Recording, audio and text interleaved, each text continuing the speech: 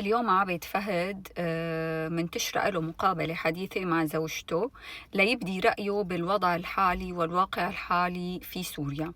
وهو قال حرفيا إنه كل السوريين، جميع السوريين رافضين الواقع الحالي. هو يعني عابد كبرت الخسة براسه لدرجة صدق انه بيقدر يحكي بلسان كل السوريين، جميع السوريين بمختلف طوائفهم رافضين الواقع الحالي اللي عم بتعيشه سوريا. وعم يسأل، عم بيقول انه يعني امتى رح ترجع سوريا مثل ما كانت؟ امتى رح ترجع سوريا مثل ما كانت؟ انا يؤسفني يا عابد اقول لك انه سوريا ما رح ترجع مثل ما كانت ولا مرة. ما بقى ترجع سوريا مزرعة لبيت الأسد أو لأي عائلة تانية. ما بقى ترجع سوريا مرتع للكبتاغون. ما بقى ترجع سوريا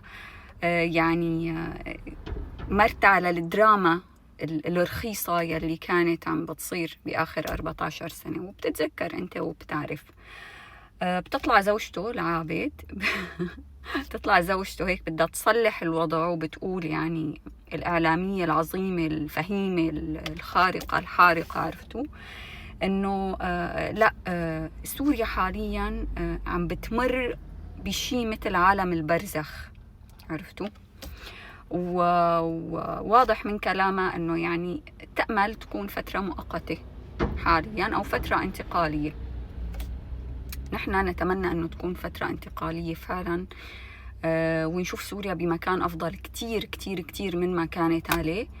بس ما بنتمنى أبدا أبدا، وهون أنا عم بقلك هالمرة عن جد عن لسان السوريين، ما بنتمنى أبدا سوريا ترجع مثل ما كانت. الدولة المنبوذة من الكل، الدولة البعيدة عن كل الدول العربية. الباسبور السوري في يعني أدنى مستوياته. لا، إن شاء الله هالمرة رح ترجع سوريا دولة قوية، دولة قانون، دولة حضارة، مثل ما بيلبق لسوريا يا سيد عابد. ولا شو رأيك أنت؟